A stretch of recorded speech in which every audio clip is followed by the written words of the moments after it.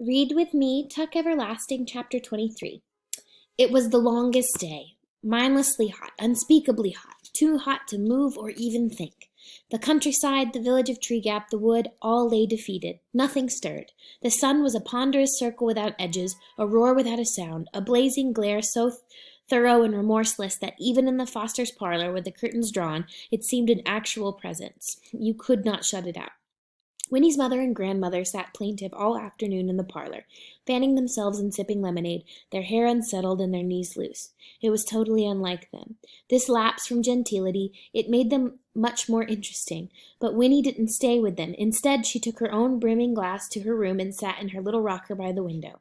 Once she had hidden Jesse's bottle in a bureau drawer, there was nothing to do but wait. In the hall outside her room, the grandfather's clock ticked deliberately, unimpressed with anyone's impatience, and Winnie found herself rocking to its rhythm, forward, back, tick tock, tick tock.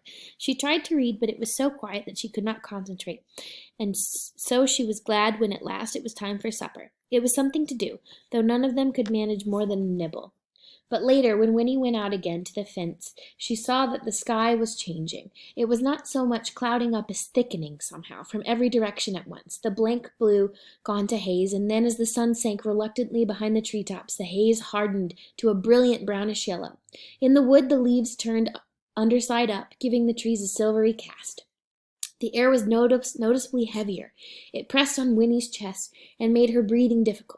She turned and went back into the cottage. "It's going to rain, I think," she told the prostrate group in the parlor, and the news was received with little moans of gratitude. Everyone went to bed early, closing windows firmly on their way, for outside, though it was almost dark, shreds of the hard brown-yellow light lingered on the rims of things, and there was a wind beginning, small gusts that rattled the fence gate and set the trees to rustling. The smell of rain hung sweet in the air. "What a week this has been," said Winnie's grandmother. "Well, thank the Lord, it's almost over," and Winnie thought to herself, yes, it's almost over. There were 3 hours to wait before midnight, and nothing whatever to do. Winnie wandered restlessly about her room, sat in her rocker, lay on her bed, counted the ticks on the hall clock. Beneath her excitement, she was thick with guilt. For the second time in 3 short days, though they seemed many more than that, she was about to do something which she knew would be forbidden. She didn't have to ask. Winnie had her own strong sense of rightness. She knew that she could always say afterward, "Well, you never told me not to," but how silly that would be. Of course it would never occur to them to include such a thing on their list of don'ts. She could hear them saying it and almost smiled. "Now remember, Winifred, don't bite your fingernails, don't interrupt when someone else is speaking, and don't go down to the jailhouse at midnight to change places with prisoners." Still, it wasn't really funny. What would happen in the morning when the constable found her in the cell and they had to bring her home for the second time? What would they say? Would they ever trust her again? Winnie squirmed, sitting in the rocker, and swallowed uncomfortably. Well, she would have to make them understand, somehow, without explaining.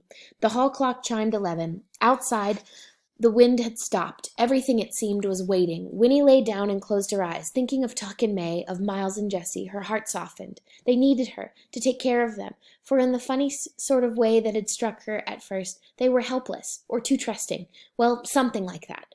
Anyway, they needed her. She would not disappoint them. May would go free. No one would have to find out. Winnie would not have to find out that May could not... But Winnie blocked that picture from her mind, the horror that would prove the secret. Instead, she turned her thoughts to Jessie. When she was 17, would she? If it was true, would she? And if she did, would she be sorry afterwards? Tuck had said it. It's something you don't find out how you feel until afterwards, but no, it wasn't true. She knew that, now, here in her own bedroom. They were probably crazy after all, but she loved them anyway. They needed her, and, thinking this, Winnie fell asleep. She woke with a jerk some time later and sat up, alarmed. The clock was ticking steadily. The darkness was complete. Outside, the night seemed poised on tiptoe, waiting, holding its breath for the storm. Winnie stole out to the hall and frowned at the clock face in the shadows, and at last she could make it out, for the black Roman numerals were just barely visible against their white background. The brass hands glowed faintly.